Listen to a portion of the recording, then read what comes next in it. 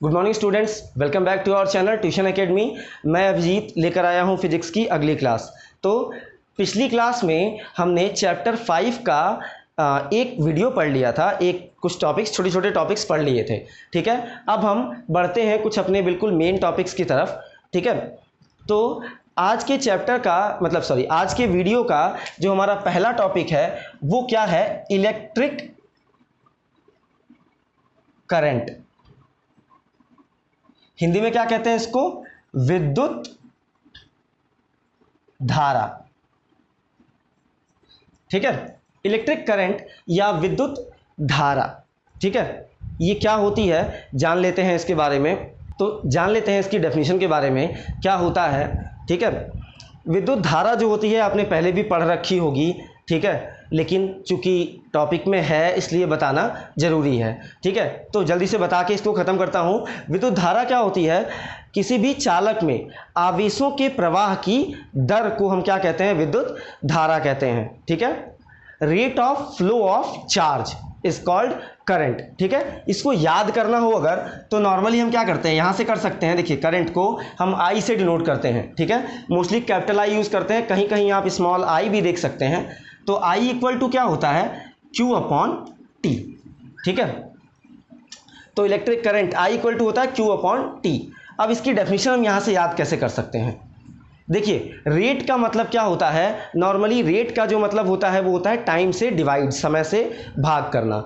ठीक है, तो rate of flow of charge is called current.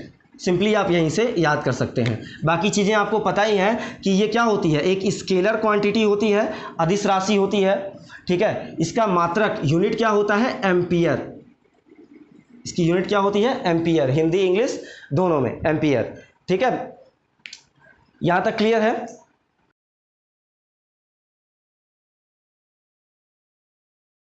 अगला टॉपिक है हमारा धारा घनत्व, मतलब करंट डेंसिटी। ठीक है, क्या है अगला टॉपिक? Current density. हिंदी में कहें तो क्या कहेंगे इसको? धारा घनत्व। ठीक है, धारा घनत्व। ठीक है, क्या होता है धारा घनत्व? देखिए, घनत्व या डेंसिटी क्या होती है, अगर हम नॉर्मली ये जानना चाहें, पहले केवल डेंसिटी की बात करते हैं, केवल घनत्व की बात करते हैं, तो जितना अमाउंट होता है, ठीक है, किसी भी जगह पे, जैसे मान लीजिए कि कहते हैं कि ये जंगल बहुत घना है या आपके बाल बहुत घने हैं, इसका मतलब क्या है कि एक फिक्स्ड एरिया में आपके सर पे बाल का अमाउंट क्या है? ज़्यादा है। ठीक है, और किसी दूसरे के सर पे क्या होगा? थोड़ा कम होगा, तो उनका घनत्व, उनकी डेंसिटी क्या होगी? कम होगी। ठीक है, तो डेंसिटी या घनत्व का मतलब ही क्या होता है कि कुछ एक फिक्स एरिया में अमाउंट क्या हो, जितना ज़्यादा होगा उतनी डेंसिटी ज़्यादा होगी। ठीक है, एरिया के अकॉर्डिंग हम निकाल लेंगे यहाँ पे। तो करंट डेंसिटी क्या होती है? अमाउंट ऑफ करंट, या रुके फॉर्मूला लिख के फिर डेफिनेशन बताता हूँ आपको ताकि याद हो जाएंगी इजीली। ठीक है, करंट डेंसिटी को हम किससे डिनोट करते हैं? जे से। जे इक्वल टू होता है आई अपॉन ए। ठीक है, अब अगर हम ये क्या है? क्रॉस सेक्शनल एरिया, अनुप्रस्थ काट का क्षेत्रफल। ठीक है, अगर मान लीजिए ये हमारा कंडक्टर है, ये चालक है, इसको हम ऐसे काटते हैं तो ये जो एरिया आता है ना, ये वाला, ये गोल वाला, यही जो होता है ये क्या होता है? हमारा क्रॉस सेक्शनल एरिया या अनुप्रस्थ काट का क्षेत्रफल। ठीक है, तो ये ए है। ठीक, और ये करंट, जो इसमें करंट फ्लो कर रही है। ठीक, अगर हम एरिया को क्या मान लें? 1 मान लें, तो ए की वैल्यू कितनी मान लें? 1 मीटर स्क्वायर मान लें, तो यहाँ रखेंगे तो जे इक्वल टू क्या आ जाएगा? जे इक्वल टू आ जाएगा आई, क्योंकि यहाँ 1 रखेंगे, 1 से डिवाइड करेंगे, कोई फर्क नहीं पड़ेगा। तो हम यहाँ से इसकी डायरेक्ट डेफिनेशन बना सकते हैं कि current density is equal to the amount of current flowing through a conductor perpendicular to the area of cross section. ठीक है, यहाँ डायग्राम देख सकते हैं आप। मान लीजिए ये हमारे पास क्या है? ये हमारे पास एक कंडक्टर है, ये इसका क्रॉस सेक्शनल एरिया है, और करंट जब भी फ्लो करेगी, धारा जब भी जाएगी तो ऐसे ही जाएगी। मतलब अगर हम एरिया और करंट के बीच में एंगल देखना चाहें तो कितने डिग्री का होगा, 90 डिग्री। तो देखिए करंट ऐसे जा रहा है, एरिया ऐसे है, तो इनके बीच में एंगल कितने डिग्री का होगा, 90 डिग्री का। ठीक है, तो डायरेक्ट यहाँ से लिख सकते हैं, हिंदी में बता दूँ, ये धारा घनत्व धारा के उस मान के बराबर होता है जो प्रति एकांक अनुप्रस्थ क्षेत्रफल के लंबवत किसी चालक में प्रवाहित होता है। ठीक है, तो ये होता है हमारा धारा घनत्व।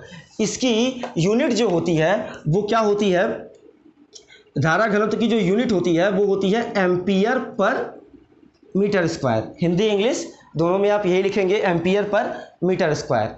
ठीक है, ये हो जाएगी इसकी यूनिट। लेकिन एक चीज़ ध्यान रखिएगा, अक्सर यहाँ कन्फ्यूजन हो जाता है कि जो करंट है हमारा वो क्या होता है, स्केलर होता है, अदिश राशि होती है, लेकिन जो धारा घनत्व मतलब करंट डेंसिटी है वो हमारी क्या है, वेक्टर क्वांटिटी है। ठीक है, क्या है ये, सदिश राशि है।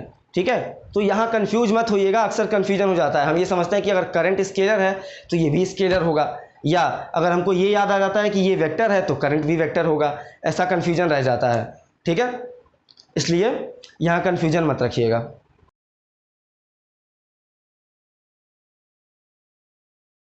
बढ़ते हैं आज के अगले टॉपिक की तरफ। अगला टॉपिक जो है हमारा वो क्या है, ड्रिफ्ट वेलोसिटी। ठीक है, अनुगमन वेग, ड्रिफ्ट वेलोसिटी, हिंदी में कहते हैं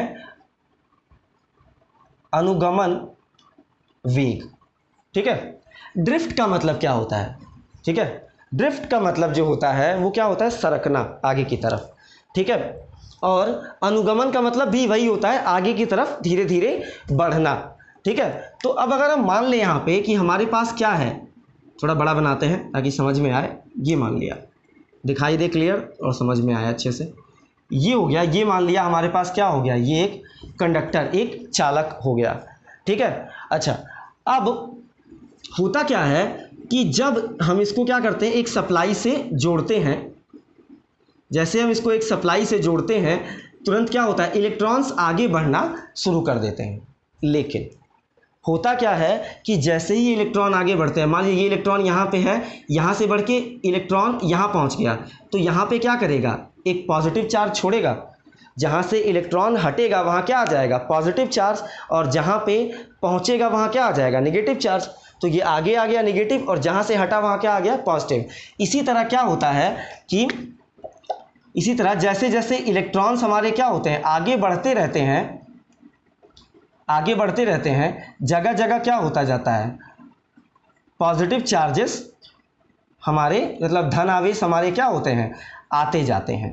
ठीक है, ठीक, और अब ये इलेक्ट्रॉन आगे बढ़ा, मान लीजिए इलेक्ट्रॉन आगे बढ़ा, हमने ऊर्जा दी, ये आवेश, ये बैटरी लगाई, इलेक्ट्रॉन आगे की तरफ बढ़ा, तो बढ़ने के बाद क्या होगा, ये पॉजिटिव चार्ज से जैसे ही टकराएगा क्या होगा, तुरंत अपनी डायरेक्शन चेंज कर देगा। ठीक है, अब मान लिया यहाँ भी क्या है, एक पॉजिटिव चार्ज पहले से था, तो यहाँ टकराया फिर इधर चला गया। ठीक है, फिर यहाँ पे भी एक पॉजिटिव चार्ज था, यहाँ टकराया फिर इधर आ गया, फिर यहाँ एक पॉजिटिव चार्ज था, यहाँ से टकराया इधर चला गया। तो इस तरह होता क्या है कि जो इलेक्ट्रॉन इसके अंदर फ्लो करते हैं वो ईजिली हमारे फ्लो नहीं कर पाते। ईजिली कहने का मतलब कि एक फिक्स्ड वेलोसिटी से आगे नहीं बढ़ पाते। ठीक है, तो होता क्या है कि ये एक एवरेज वेलोसिटी से बढ़ते हैं, एक औसत वेग से बढ़ते हैं। उसी औसत वेग, उसी एवरेज वेलोसिटी को हम क्या कहते हैं, ड्रिफ्ट वेलोसिटी या अनुगमन वेग कहते हैं। ठीक है, हिंदी में कहें तो इलेक्ट्रॉनों या आवेशों का वह औसत वेग जिससे वह किसी चालक के अंदर प्रवाहित होते हैं उसे क्या कहते हैं, अनुगमन वेग कहते हैं। और अगर इंग्लिश में बताएं तो drift velocity is equal to the average velocity of electrons by which the electron can flow through a conductor. ठीक है, यहाँ तक पॉइंट क्लियर है, ये चीज़ें क्लियर हो रही हैं। ठीक है, इसके बाद एक पॉइंट और आता है जिसको हम क्या कहते हैं, श्रांति काल। हिंदी में कहते हैं श्रांति काल और इंग्लिश में कहते हैं रिलैक्सेशन टाइम। Relaxation time. ठीक है, लास्ट टॉपिक है आज का ये, इसके बारे में हम लोग जान लेते हैं। ठीक है, रिलैक्सेशन टाइम क्या होता है? जैसे मान लिया ये इलेक्ट्रॉन आगे बढ़ा, पॉजिटिव चार्ज से टकराया, टकराने के बाद इधर आया, फिर दूसरी बार इस पॉजिटिव चार्ज से टकराया नीचे वाले से।